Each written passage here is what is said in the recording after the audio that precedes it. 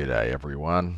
Not many videos yesterday as I was starting another project. I've been farming up some desire beads, and to efficiently farm desire beads I needed a faster mapping character.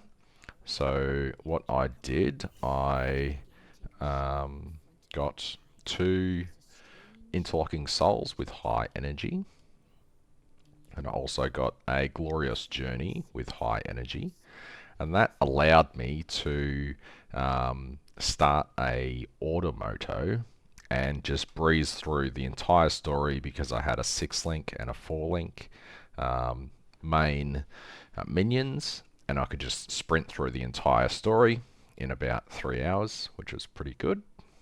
And since then, I have got up to level 86. So I started this yesterday. I'm level 86 now.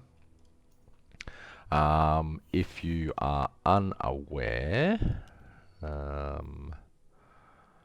season challenge, you have challenges to have 2 heroes to level 85. I've completed that one. And that gets you 100 Flame Elementium voucher tokens. So basically, for getting a second character to level 85, they're giving you 100 Flame Elementium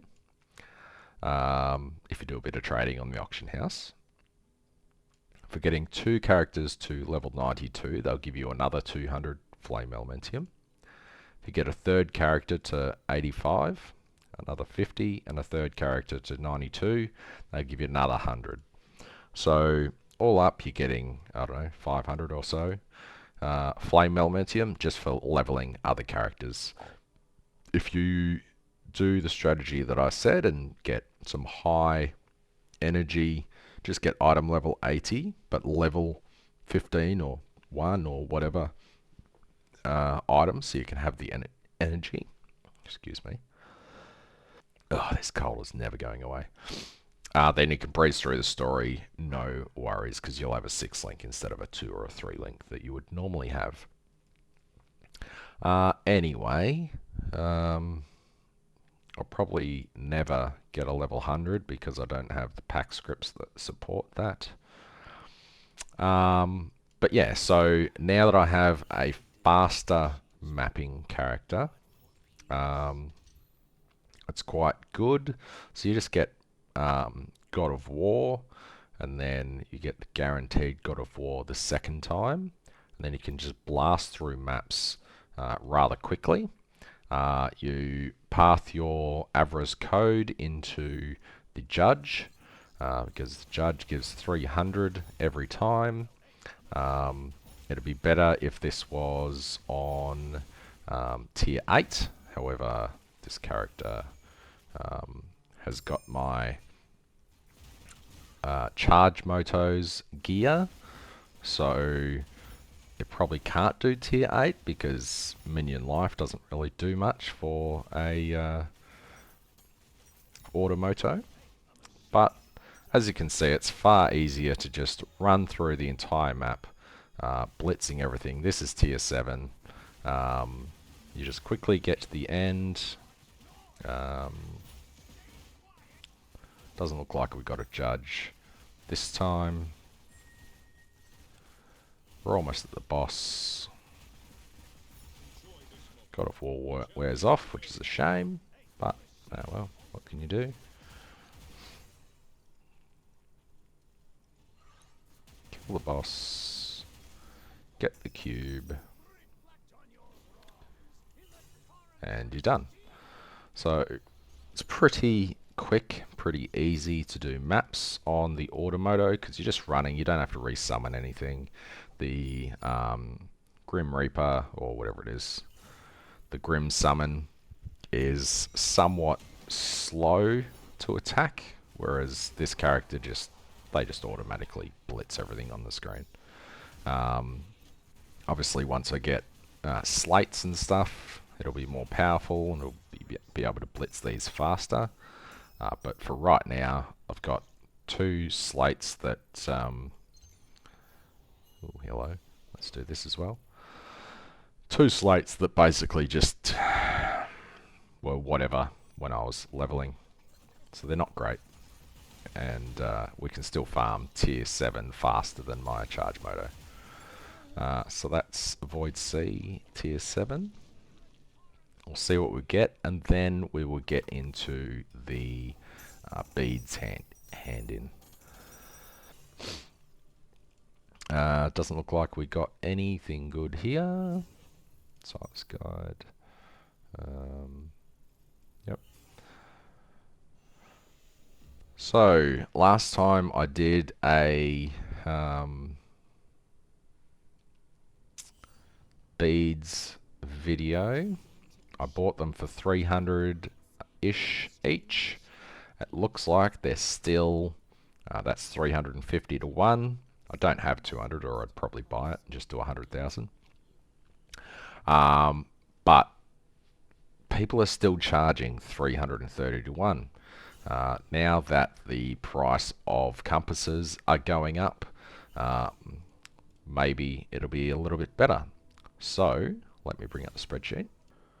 All right, based on the last test that we did, we were buying casting wedges, Maud's Trick, energy cores, flame elementium, netherrealm resonance, dazzling militant, dazzling hunt, and divinity fragments. The sale price of energy cores has weakened.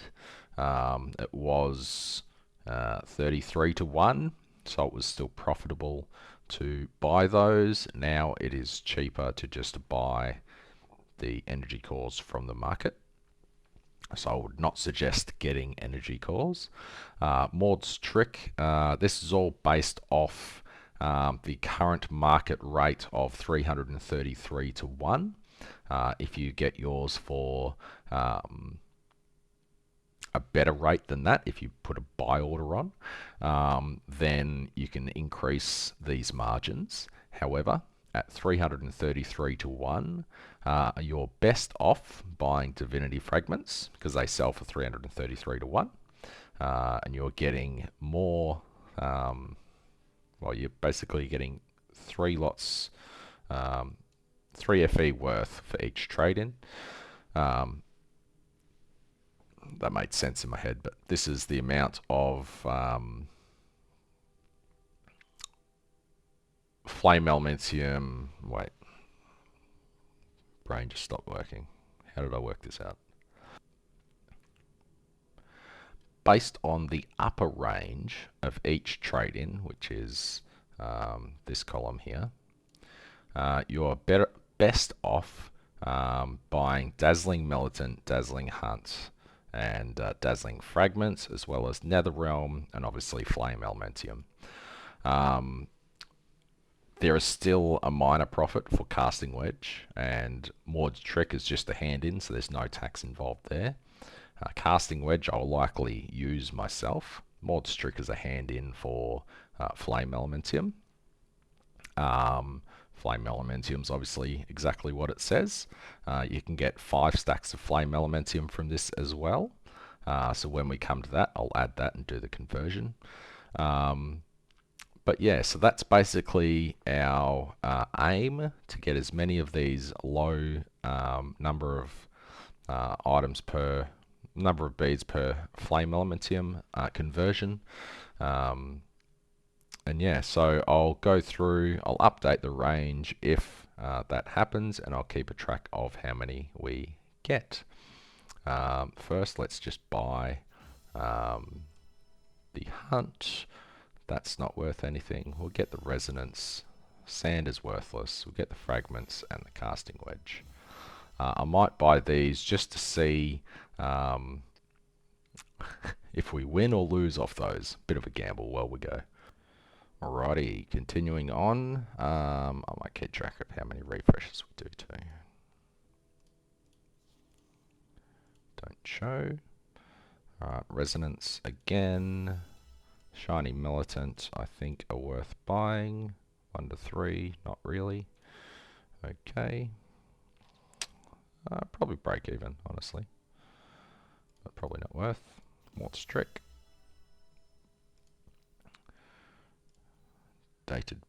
brilliance. The 3, that's worth. I'll add that. Again, we'll grab the large desires. Refresh. Oops, fuck, I just wasted that, didn't I? I didn't think it refreshed, but it did. Ward Strick. Energy cores, no. Large. Not much on that one. Anyway, I'll keep going through and see how we do. This is pretty interesting. So Boundary of Law doesn't sound that good because I don't think these were that great. However, 9, 10 to 1, that's obscene. 8 to 1, even 8 to 1, that's obscene. Anyway, so that's a definite buy. Alrighty, that brings us to the end of this hand-in. It took me a pretty long time because I was notating every single purchase that I made. So, explaining the columns again, I calculated everything on the top end of the range. So, the actual cost is less than the 24,000 beads here. I stopped counting the refreshes. There was pretty much either 1 to 3 Netherrealm on each one. There was almost always one of these 4 main ones available. So I'm going to say that I did about 37, 38, let's just say 40 refreshes. So that is another 2,000 beads just deleted, which I started with about 25,000. So 24,000 plus 2,000 is 26. That's more than I had. That is counted by the range that you can buy the things at. So pretty much 25,000 beads. I probably should have done that instead of 24,424. But that's pretty much what the hand-in was. So I guess you could take off 2 more Flame Elementium and make it 25 FE profit.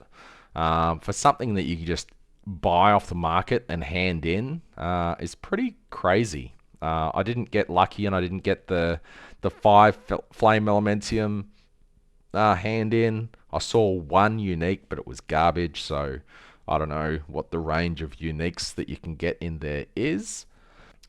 The columns, FE percent, this is the percentage of an FE, and this is the number of beads per FE at a 333 to 1 ratio, which is what a ton are available on the market. The number of exchanges that I completed, these 4 here are by far the most common. And yeah, so all in all, you're obviously going for exchanges like this, which are the least amount of beads to 1 Flame Elementium. Dazzling Brilliance was 161 beads, and they sell for 7 Flame Elementium, so that is massive profit right there. However, the most common, Casting Wedge, Maud's Trick, Netherrealm Resonance, and a stack of 200 Divinity Fragments. They are quite profitable because there are so many of them to exchange. You're making a small amount of profit off each one. However, it all adds up. I probably could have added another column in here.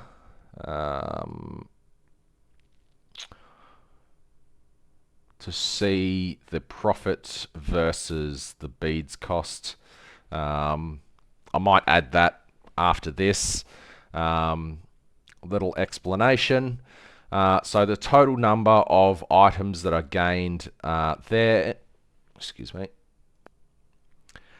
Alrighty, and then what you would make from selling it on the trade house at today's prices, it is 20th of May in Australia, so 19th of May in America. The tax that you would pay, obviously the Maud's Trick is a card hand in. There's no Flame Elementium, and the Lost Secrets is a hand in as well, so no tax there. And then just pure profit along there.